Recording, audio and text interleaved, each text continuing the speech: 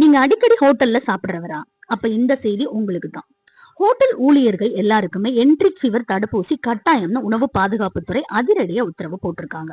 இது ஏன் தெரியுமா? சமீப காலமா வெளியில சாப்பிடுற நிறைய பேருக்கு காய்ச்சல் பரவுறதா புகார் வந்திருக்கு. ஆஸ் a ட்ரக் எக்ஸ்பர்ட்டா என்ட்ரிக் ஃபீவர்னா ஒண்ணு இல்லைங்க, நம்ம அது எல்லாருக்கும் தெரிஞ்ச ஃபீவரான டைபாய்டு காய்ச்சல் தான். இது அசுத்தமான உணவு மற்றும் தண்ணீர் மூலமா தான் பரவும். ஒருத்தர்ட்ட இருந்து இன்னொருத்தருக்கு ஈஸியா பரவிடும்.